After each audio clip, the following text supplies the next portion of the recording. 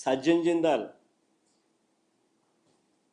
పేర్లు చెప్తా రాసుకోండి. ఎవడెవడు బెదిరి పారిపోతా ఉన్నారు చంద్రబాబు నాయుడు గారి హయాంలో ఈయన దెబ్బకు. సజ్జన్ జిందాల్,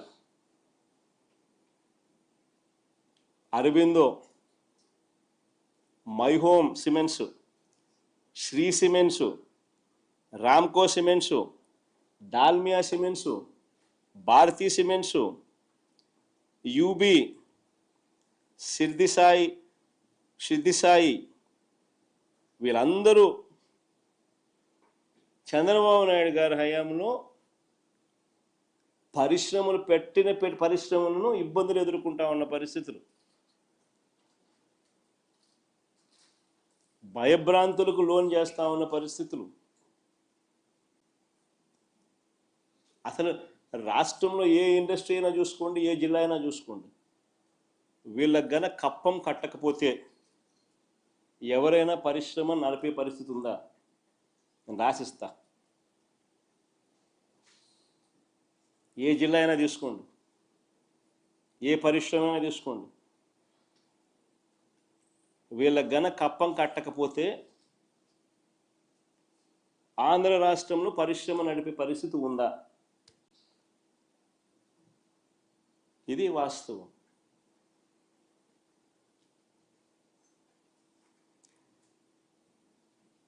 ఈ మధ్య ఇంకొక డ్రామా ఆడుతూ ఉన్నాడు చంద్రబాబు నాయుడు. అసలు మామూలుగా చంద్రబాబు నాయుడు గారు కొత్త సంవత్సరం వేడుకలకు ఆయన కానీ ఆయన కుమారుడు కానీ విదేశాలకు వెళ్ళారు. ఎక్కడికి వెళ్ళారో ప్రజలకు ఎలాగో తెలియదు. పైపెచ్చు ఈ వీళ్ళ ఎల్లో మీడియా దీన్ని దాచిపెట్టే కార్యక్రమంలో భాగంగా కొత్త సెన్సేషనల్ అబద్ధాలు క్రియేట్ చేస్తుంది. అట్లా పారిశ్రామిక ప్రతిపాదనలో దేశంలో ఏపీ నెంబర్ 1 అంటూ ప్రతిపాదనలంట. పారిశ్రామిక ప్రతిపాదనలలో దేశంలో ఏపీ నెంబర్ 1 అంటూ కొత్త వక్రీకరణ. ఇది మరో స్టోరీ. ప్రతిపాదనలు అంట, announcements not investments, publicity not reality. వంట వాళ్లకు డ్రైవర్లకు సూట్లు బూట్లు వేసేయడము, వాళ్ళని కూర్చోబెట్టడము, ఎంఓయూలు రాసేయడము, ఇన్ని లక్షల కోట్లు అనౌన్స్మెంట్లు.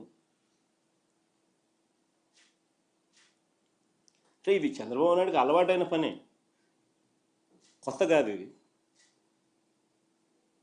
2014 నుంచి 19 మధ్య కూడా ఇలాంటి కథలే మనం విన్నాం. అసలు 2014 నుంచి 19 మధ్య ఎన్ని పరిశ్రమలు గ్రౌండ్ అయ్యాయి? మన హయాంలో 2019 నుంచి 24 మధ్య ఎన్ని పరిశ్రమలు గ్రౌండ్ అయ్యాయి? పెట్టుబడులు ఎన్ని వచ్చాయి? ఉద్యోగాలు ఎన్ని వచ్చాయి అని ఒక్కసారి గమనిస్తే ఇది RTI right to information act నుంచి తీసుకొచ్చిన డాక్యుమెంట్. ఇది ఒకసారి గమనిస్తే మీకే కంటికి కనిపిస్తూ ఉంది. 2014 నుంచి 2019 మధ్య గ్రౌండ్ అయినవి ఎన్ని అని అంటే కేవలం 50,708 కోట్ల పెట్టుబడులు. ఇది మేజర్ ఇండస్ట్రీస్, లార్జ్ ఇండస్ట్రీస్. ఇది లార్జ్ ఇండస్ట్రీస్ గురించి నేను చెప్తా ఉన్నాను. గ్రౌండ్ అయినవి 50,708